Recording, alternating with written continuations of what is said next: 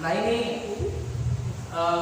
terkait masalah pernikahan ini perlu Bapak Ibu ketahui bersama, kalau ada anak gadisnya atau ada anak laki-lakinya, kalau belum sampai di usia 19 tahun plus 1 hari, karena jangan menghitung tahunnya, ya. Tapi kita tidak hitung bulannya, kita tidak hitung harinya, karena komputer itu menghitung hari. Jadi kalau tanggal 5, tanggal berapa hari? Tanggal 2 ya? Tanggal 2 bulan 11 lahir, maka ditunggu juga nanti tanggal 2, tanggal 3 baru bisa dinikahkan 19 tahun ke depan. Atau begitu 19 tahun tambah 1 hari dari hari kelahiran. Dulu perempuan 16 tahun, sekarang berubah menjadi semuanya 19 tahun. Kalau tidak sampai di situ, kalau tidak mau ikut pengadilan, lebih baik jangan mampir ke KUA. Karena kalau ke KUA mengurus, pasti dikirim ke pengadilan. Pasti dikirim ke pengadilan. Kenapa? Karena kalau kita proses itu, kasih jalan menikah, bisa kita kena undang-undang perlindungan anak. Ya. Jadi memang agak berat. Nah, di sini ada beberapa faktor kenapa sering terjadi pernikahan di usia muda. Pertama, karena keluarga, yang mana itu saja faktor ekonomi. Ya, dia pikir kalau ada yang nikahi anakku, ya bukan bisa yang ngurusi, ada yang tanggung jawab.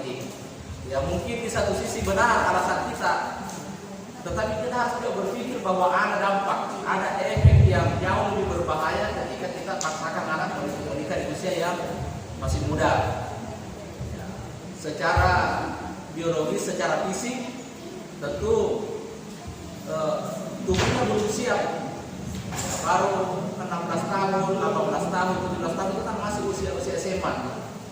Artinya masih perlu secara fisik, masih perlu tumbuh secara fisik.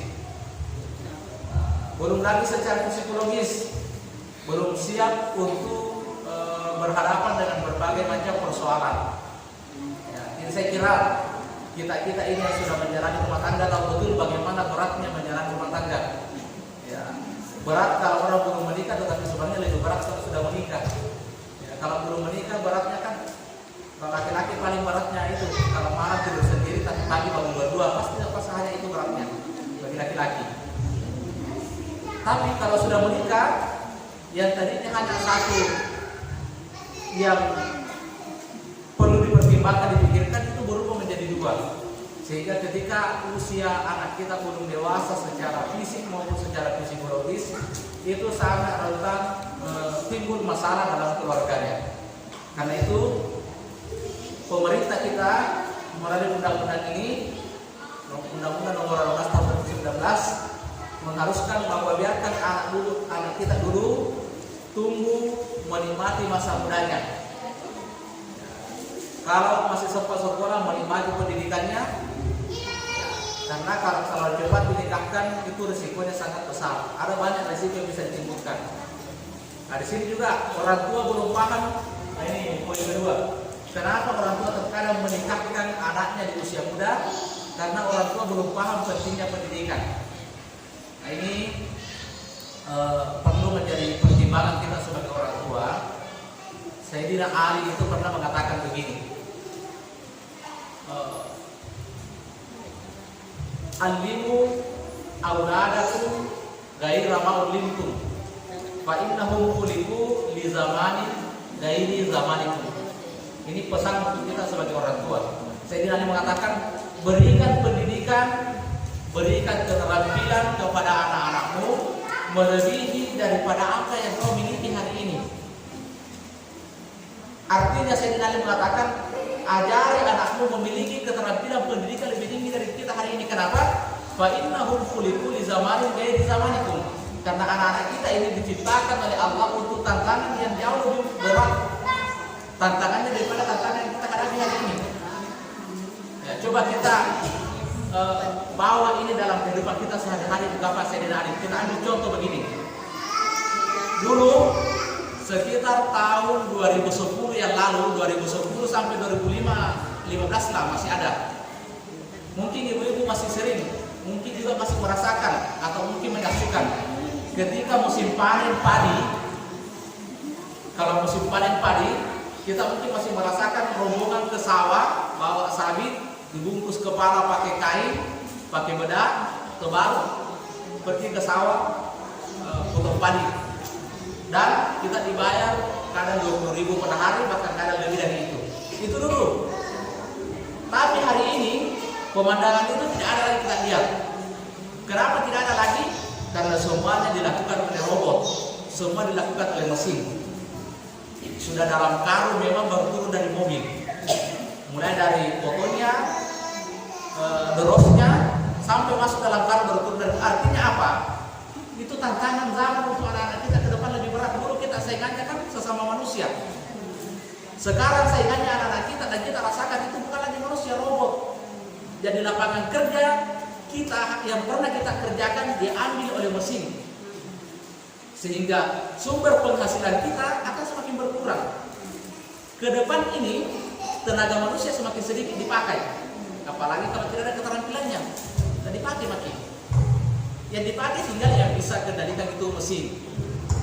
Coba kalau kita ke kota sekarang, di ruang-ruang parkir itu bukan lagi orang yang terima uang parkir kita, bukan.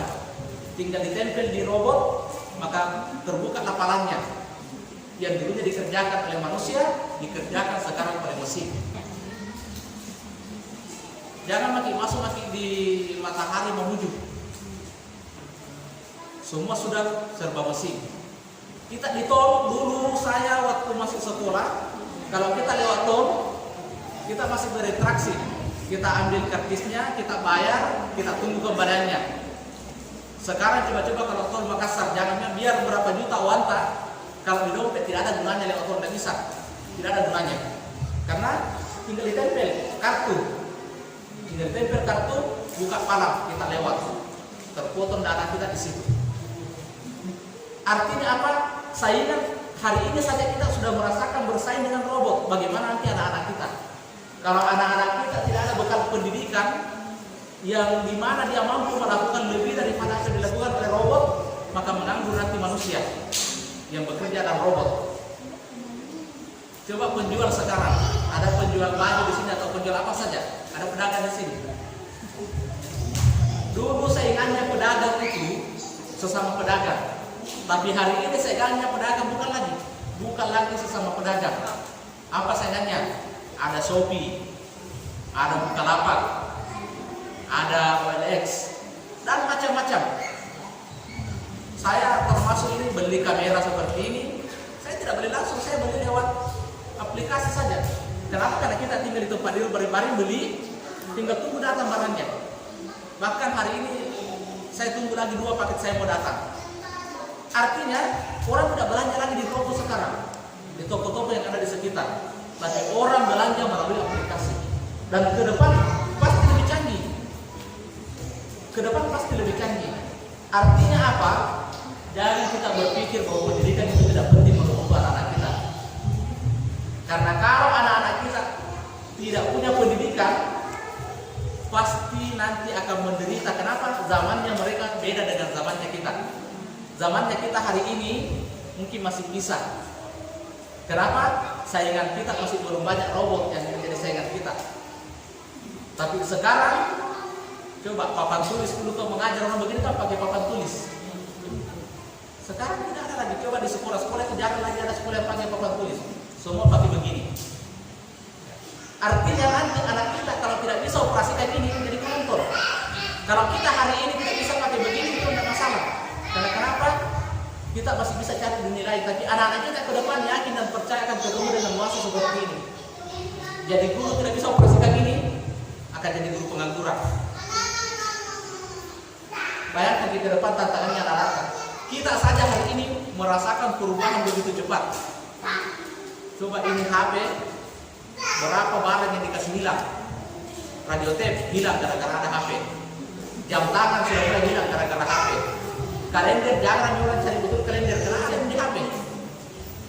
Apalagi yang hilang dari HP? Kamera dulu yang pakai roll itu, yang sama gaya kita tiba-tiba habis rollnya. Padahal sudah pakai gaya. Lebih rasa kalau ada kena kikilannya walaupun tidak masuk, yang penting ada kena Tapi begitu muncul HP, hilang itu.